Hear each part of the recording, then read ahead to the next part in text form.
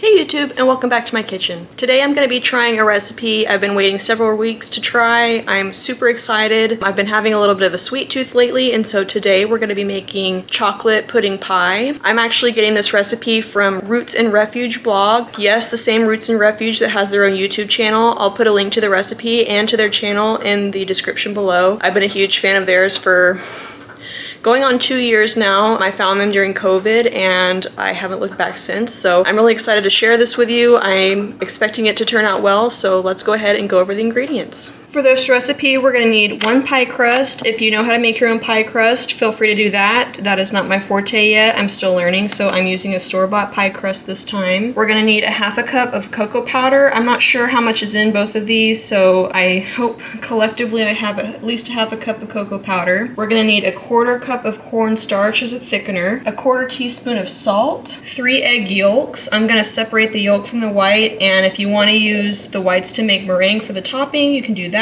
Or there's plenty of other uses for egg whites if you don't want to waste those. I really hate to waste food, so I'm going to figure out what to do with those. We're going to need 2 cups of milk. I've left my milk in the fridge for right now, but we're going to need 2 cups, and then 1 teaspoon of vanilla extract. So the very first thing we need to do is prepare our pie dish. I'm going to do that by buttering it. You want to really make sure you get full coverage of butter or shortening or whatever fat that you want to use so that the pie crust doesn't stick to the bottom.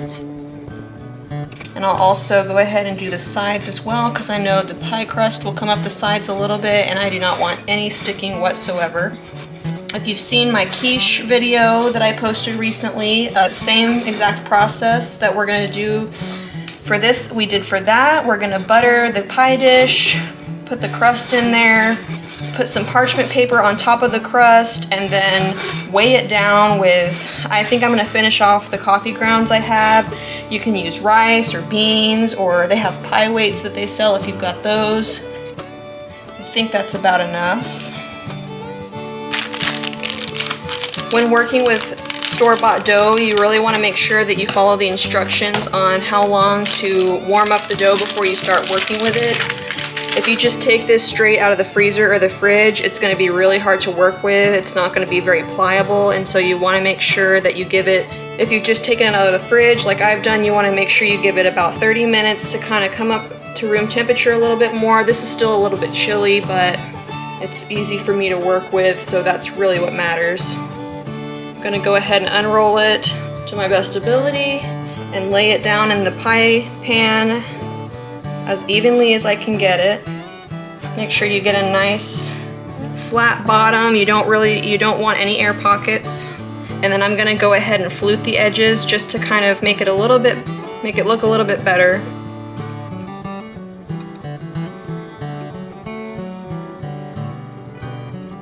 Luckily, I just did this a couple days ago, so it's coming pretty quickly to me.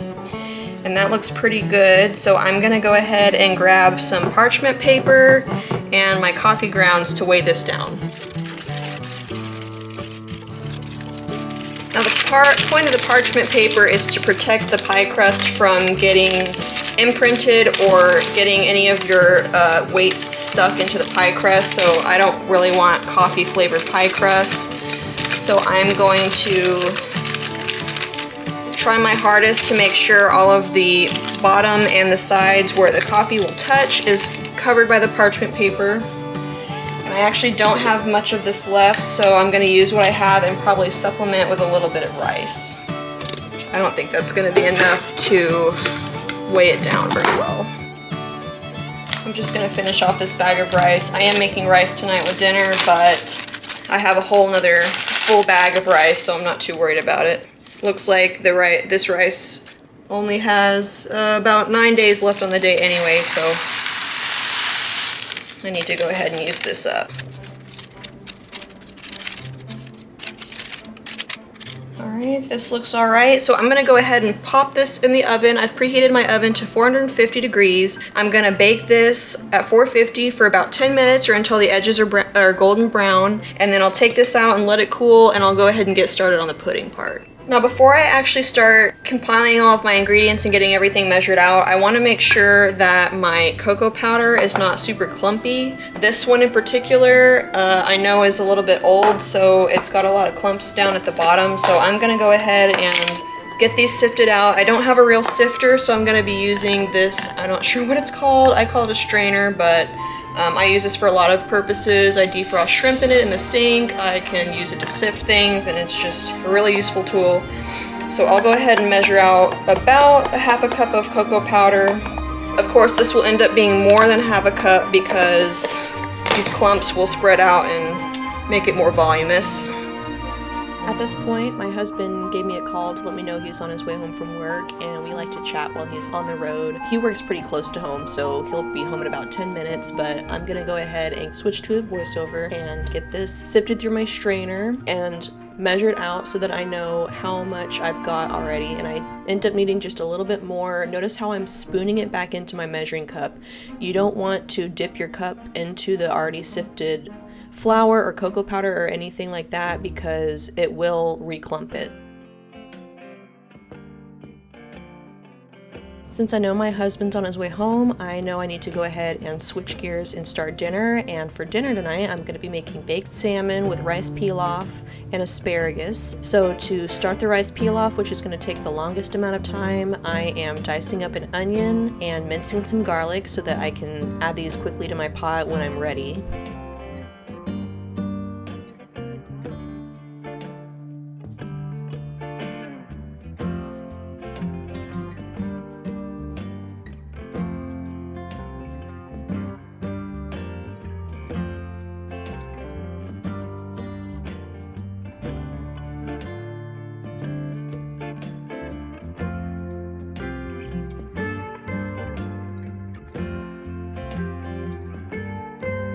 Next, I'm going to get some butter melted in a pot, and I'm going to add that diced onion and start cooking that down a little bit. I don't want it to get really brown, I just want it to get soft and translucent and just a little bit easier to eat and to flavor the butter. I'm also going to add the rice at this point and fry my rice in the butter. This is going to do two things. One, it's going to allow the rice to kind of soak up a little bit of that butter and oniony flavor. It's also going to make sure it's available to soak up as much flavor from this broth as I can get into it. Notice I also added a little bit of garlic just before the broth. Cover and let that simmer until the rice is nice and fluffy. Now my asparagus and the salmon are going to bake together on the same baking sheet, so I'm going to get those ready at the same time. I'm just going to cut the stiff ends of the asparagus off and arrange those on my cookie sheet. Next, I'm going to chop up some fresh herbs, and for this dish I'm going to use baby dill and chives. You'll also see I minced up some extra garlic. This is not what I added to the rice. This is going to go into an oil mixture with some of the herbs to go onto the salmon, and a little for the asparagus as well. I also have a separate pile of chopped dill that I'm going to add to that rice pilaf. The dill I'm chopping now is going to go with the chives into that oil mixture with the garlic to go on top of the salmon.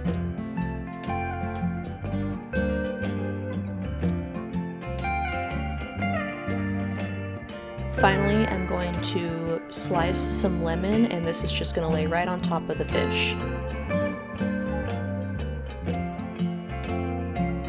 Now that most of my prep work is ready, I can go ahead and take my salmon out of the fridge. I did not want this sitting out at room temperature. Now I'm going to go ahead and get my herbs, my garlic, and my oil mixed together, salt it, pepper it, oil my asparagus, season that with salt and pepper, and I'm gonna mix the bowl of flavor and brush this onto the salmon. I really wanted to make sure I got full coverage when it came to getting the herbs and the seasonings onto the fish. Salmon is already a flavorful fish, but I just really wanted to make sure I got enough herb flavor, and I ended up using all of the oil even though I wasn't planning on it to begin with, and it was a very oily cookie sheet, but I'm glad I did that because I didn't have any problems with it sticking. Once I get that taken care of, I'll go ahead and lay the lemons on top of the salmon and then the whole dill on top of that, and sprinkle the garlic on top of my asparagus. Since my oven is already set to 450, I'm just going to bake this whole cookie sheet for about 15 minutes until the salmon is cooked through.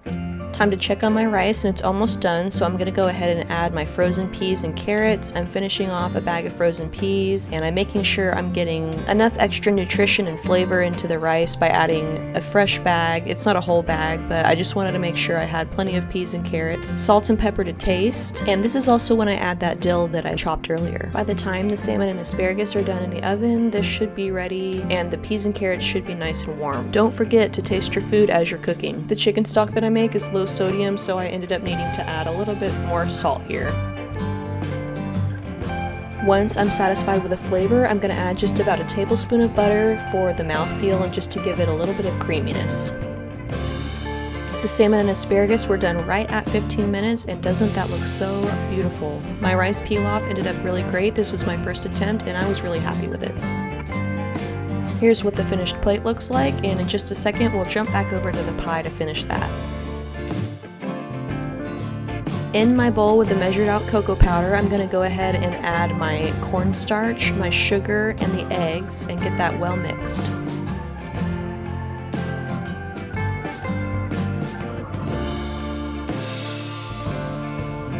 Jess's recipe mentions that the original recipe that she used said to use 1.5 cups of sugar, but she can get away with using 1/2 cup, so I went with the lower sugar method, and I thought it was really delicious. If you want it a little bit sweeter, you can go up to 1.5 cups of sugar.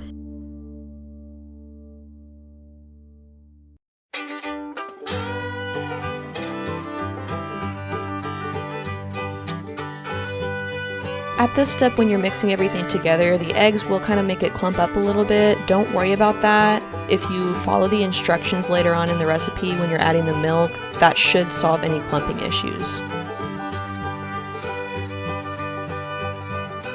Next, we're going to add this to a warm pan, and once we get all of our dry ingredients and the eggs added into the pan, we're going to slowly add milk and stir constantly. This is the step that you want to eliminate any clumps that you may have caused when you mix the eggs in with the dry ingredients. So I'm stirring and stirring and stirring, and really you want to continue to stir after you've got the milk in as well. I did walk away from the pan for just a few seconds a couple of times, but the cornstarch is going to start thickening this up, and you really don't want the sugar or any of the cornstarch to settle at the bottom. You want to make sure that this stays nice and combined all the way through the cooking process. You'll see as I continue to start and stop my camera that it does thicken up a little bit more. See, this looks a lot more like pudding consistency. It is not liquidy like milk anymore, so this is how I know it's just about ready. I'm gonna go ahead and turn my stove off now and remove it from the heat. This will be when you want to add that 1 teaspoon of vanilla extract.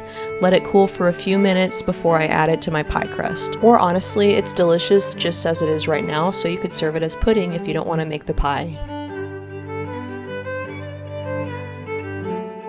Since I am making pie, I'm going to go ahead and, after this is cooled, spread it into my pie crust. And once I'm happy with that, it needs to chill in the fridge for at least 4 hours or ideally overnight. I had never made homemade pudding before, and this was honestly way easier than I was expecting, so even if I don't make the pie again, which I probably will make the pie again too, but I will definitely be making the pudding again, and I also really am inspired to start trying some new pudding flavors.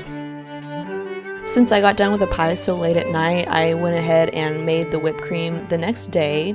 That's why my clothes have changed. And I'm just using about 1 cup of the heavy cream. I had already used some of it for my quiche, so I'm finishing off the bottle of heavy cream.